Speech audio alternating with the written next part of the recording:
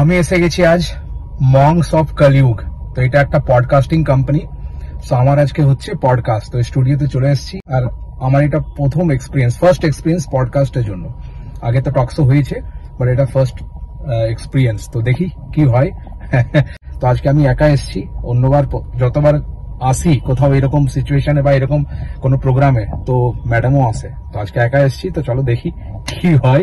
Motivation থাকে madam যখন সাথে থাকে, বাট ঠিক আছে, ম্যাডাম সাথেই আছে আমার। এখানে পার্কিং করে দিয়েছি, আর এইদিকে হবে অফিসগুলো।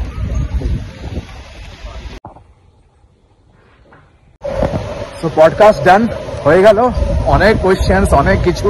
তো এটা ফেব্রুয়ারিতে লাইভ হবে ইউটিউবে, তো দেখাবো। তারপরে ফেব্রুয়ারিতে লাইভ হয়ে যাবে। ডিটেলস মানে মেজর যে ফোকাস ছিল এটা ছিল এন্টারপ্রেনারশিপ আর কিভাবে লোকে ক্যারিয়ারে আগে বাড়তে পারে।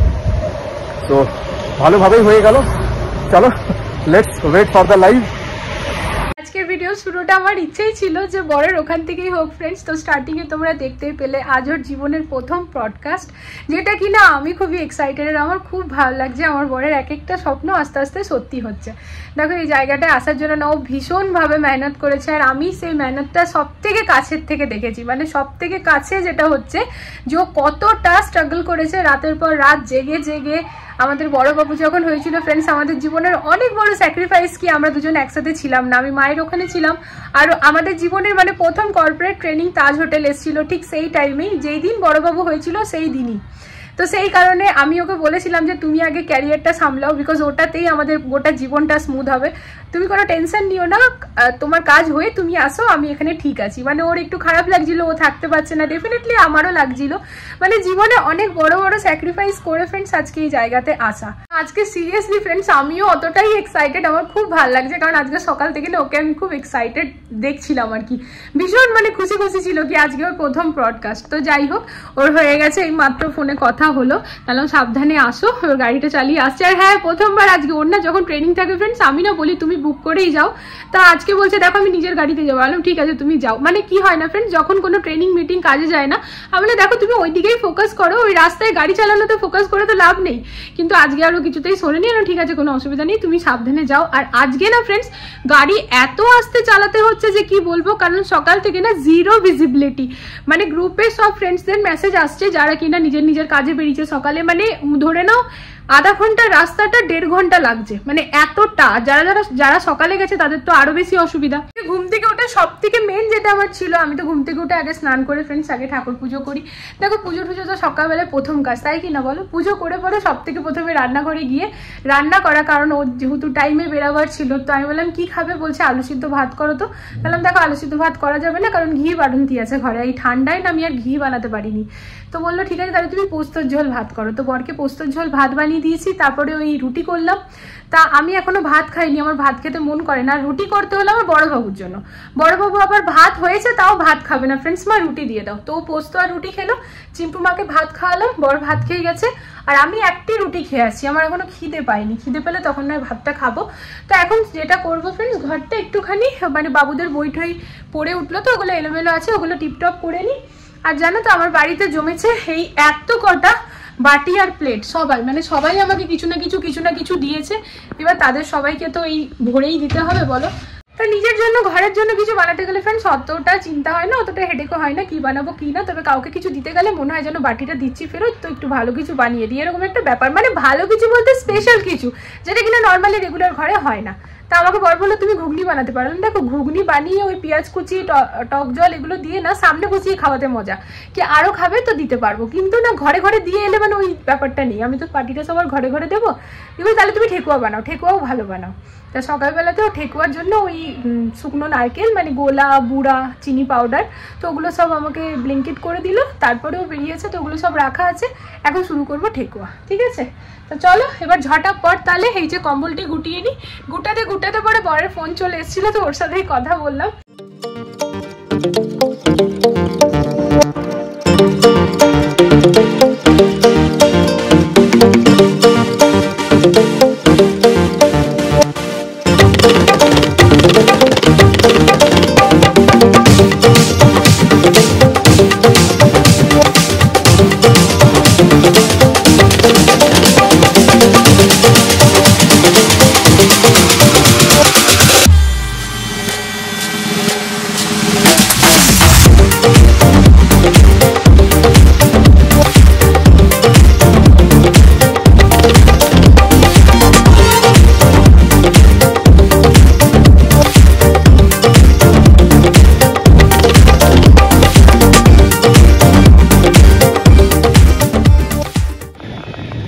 যে অ্যাম্বুলেন্সে আগুন লেগে গেছে, দুর্ধর্ষ আগুন জ্বলছিল,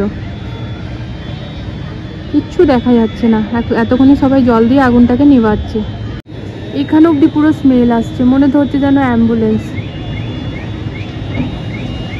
তা গাড়িটা এমন ভাবে দাও দাও করে আগুনটা লেগেছিল, কি বলবো, দেখে নিয়ে একেবারে মাথাটা আমার খারাপ হয়ে গেছে। আমি সাথে সাথে যেন স্বাতি ভাবিকের ভাইয়াকে ফোন করেছিলাম ব্যালকনিতে এসো, সবাই মিলে দেখছি, জুম করে দেখছি, তোমাদের সাথে ফ্রেন্ডস ভিডিওটা শেয়ার করলাম। তো আমি না বুঝতেই পারছি না ওটা গাড়ি না অ্যাম্বুলেন্স, ভাইয়া বলছে অ্যাম্বুলেন্স। তো যাই হোক, খুব একটা বিপদ কারোর কিছু হয়নি, আগুন নিভে গেছিল, বাট ভীষণ বাজেভাবে আগুনটা লেগেছিল। তাই দেখো বড়মশাই চলে এসছে ঘরে। তা আজকে ওর দিনটা মানে বেশ ভালো কাটলো আর কি, ভালো গেছে তাই তো। এবার ফেব্রুয়ারিতে ওরা আর কি ওটা ফেব্রুয়ারিতে করবে বললে কিছুগুলো রেখেছি আমরা, যেটা আমরা ফেব্রুয়ারিতেই দেবো, যেগুলো একটু ওদের মনে হচ্ছে পাওয়ার প্যাকড। হ্যাঁ অ্যাকচুয়ালি এগুলো সবই মোটিভেশনের উপরেই কাজ ফ্রেন্ডস, মানে এই যে ওর স্টোরিটা, সেটা প্রচুর লোক মোটিভেট হবে, তো ওরা আর কি ওইগুলোতেই কাজ করে। তো যাই হোক চলো, যেটা হচ্ছে আমরা এখন দুজন মিলে বেরিয়েছি। জানো তো দিদিভাইকে বলেছিলাম জয়নগরের মোয়ার প্যাকেট নিয়ে আসতে, তো দিদিভাই এনে আমাকে ফোনও করেছে, বাট আমি একদম ভুলে গেছি। আগে এইদিকেই থাকতাম, এখন এমন নয় যে খুব দূরে চলে গেছি, বাট এদিক থেকে ওদিকে চলে গেছি, তো যার জন্য না এই দিকটাতে আসাই হয় না। আর দ্বিতীয় কথা হচ্ছে, আগে কি হতো, আমি ভুলে গেলে দিদিভাই যাওয়ার পথে ঘরে আমাকে দিয়ে দিত, কারণ আমি ওই দিকেই থাকতাম যেদিকে দিদিভাইয়ের বাড়ি। তো এখন তো তার উপায় নেই, আমি এদিকে দিদিভাই ওদিকে। তো আমি বললাম কি দিদিভাই এবার যখন তুমি আনবে আমার জন্য এনো, আর যদি ইনকেস দেখো যে আমি হ্যাঁ বলেও এলাম না, তো আমাকে দ্বিতীয়বার আবার রিমাইন্ড করো, মানে কি মানে আমাকে একটা মেসেজ ইয়া তো ফোন করো, আমি ভুলে গেছি তার মানে, বুঝে ঠিক আছে ঠিক আছে। তো একটুখানি টুকিটাকি জিনিস নেবার আছে ফ্রেন্ডস, সেগুলো নিয়ে পরে ঘরে যাব।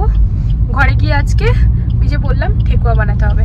আর গোটা কিচেন ক্লিন করে গাদা বাসন মেজে এলাম, দেখো হাতগুলো পুরো না সিদ্ধ হয়ে উঠলো, দেখতে পাচ্ছ। এই যে জলের কাজে এরকমই হয়, গরম জল তো করতে অসুবিধা হয়নি, কারণ বড্ড গিজার লাগিয়েই দিয়েছে।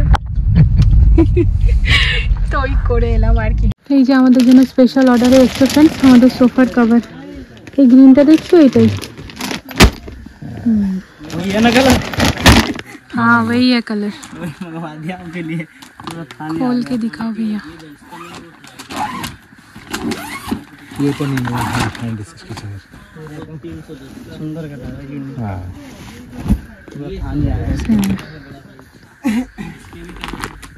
तो ये 3 वाले हैं, अभी 3 ही है ना? अच्छा थाने ना, हाँ ওটা তো কেটে দেবে না। हाँ तो 3 करके 2 कर दो। 3 के 2, 3 ही যথেষ্ট না। 4টে নিলে বড় হয়ে যাবে।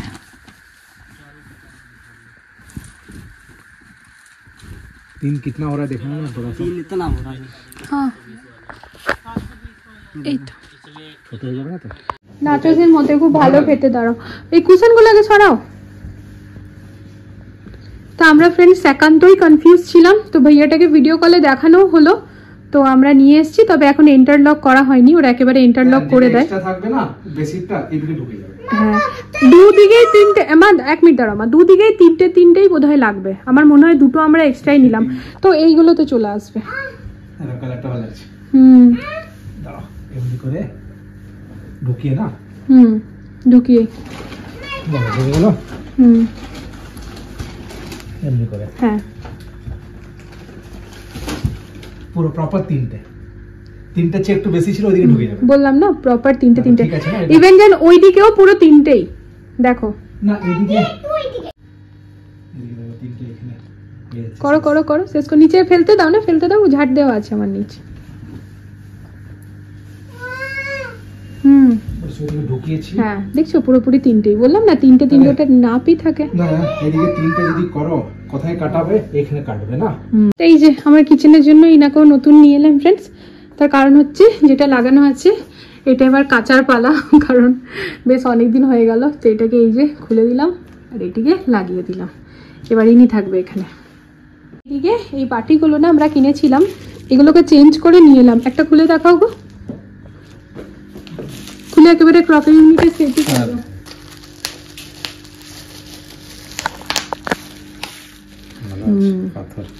এগুলো না আমরা কিনেছিলাম ফ্রেন্ডস, বাট না এইটা দেখেই কিনেছিলাম, বাট আমাদেরকে অন্য ডিজাইন দিয়ে দিয়েছিল, তো ওটাই চেঞ্জ করে আবার এটা নিয়ে এলাম। এটা মার্বেল ডিজাইন, আমাদের মার্বেল ডিজাইনটাই চাই, তবে অনেকদিন অপেক্ষা করতে হলো।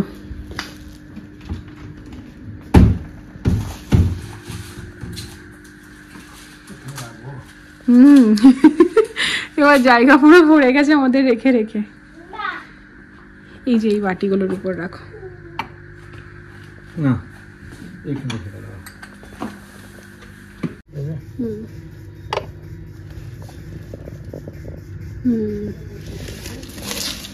ভালো লাগছে, বন্ধ করে দাও। এতটা কোলে নিলে?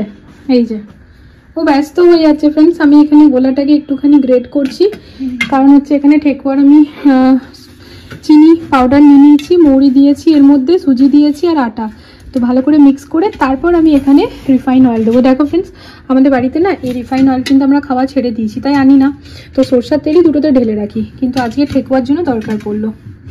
তো চলো, হ্যাঁ ছেড়ে দাও মা, বাবানি হাতে লেগে যাবে তো, তুমি তো করলে, এবার আমি করি তারপরে। হ্যাঁ এই দেখো,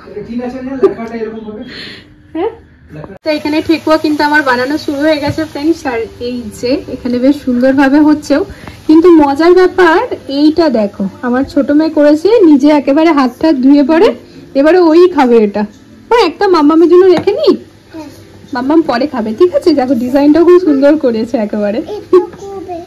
আচ্ছা এই যে এটা একটা বানিয়ে রেখেছে, ঠিক আছে, এটা গরম আছে, তুমি আরামসে খাবে। হ্যাঁ আর ওই যে ওখানে মুভি এনজয় হচ্ছে, বর কিন্তু খেয়েছে।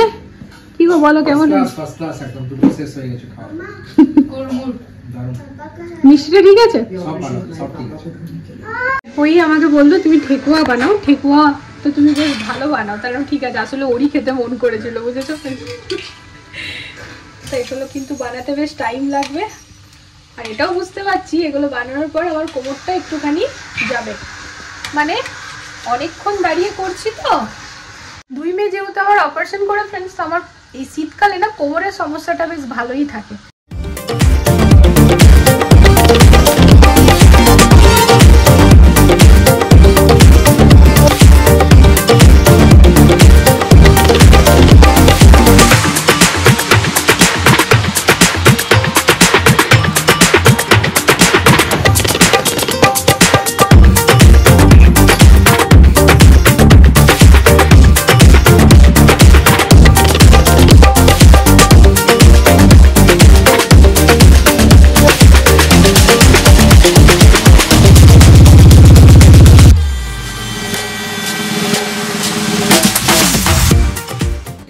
রান্নাঘর একেবারে টিপটপ করে নিয়েছি ফ্রেন্ডস।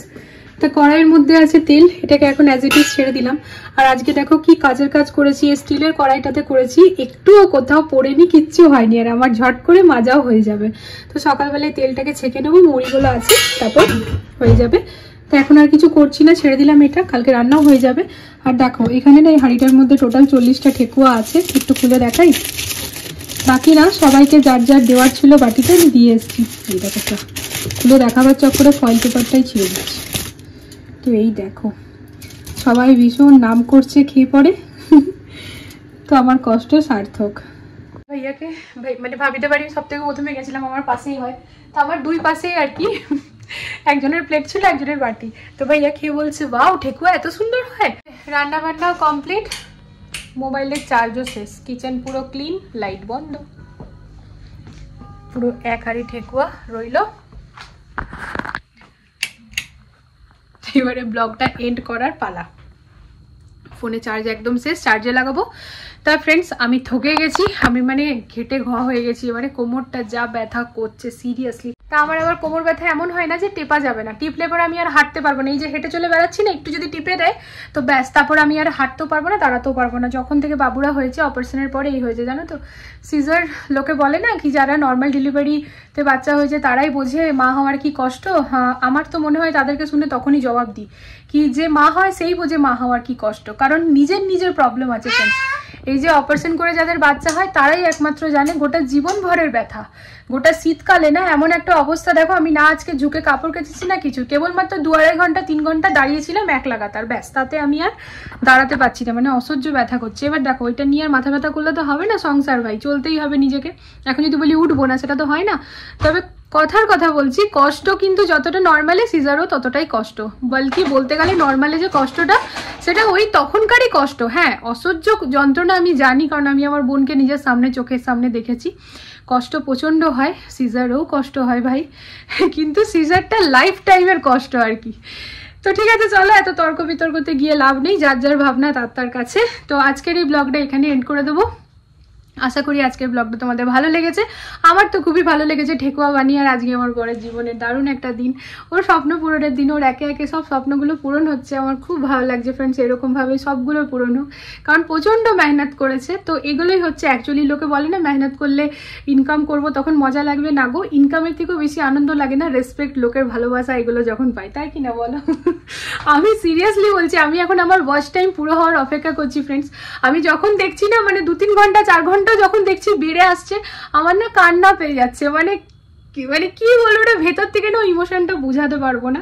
তো তোমাদের এত ভালোবাসা, যাই হোক অনেক অনেক ধন্যবাদ। তো চলো না, ধন্যবাদ দিয়ে ছোট করবো না, তাই না? তোমাদের জন্য অনেক অনেক ভালোবাসা। তা চলো আজকে এই ভিডিওটা এখানে এন্ড করে দিচ্ছি। আগামীকাল আসছে একটা নতুন ভিডিওর সাথে, আবারও খুব জলদি। সবাই ভালো থেকো, সুস্থ থেকো। আজকের জন্য good night, love you all, tata.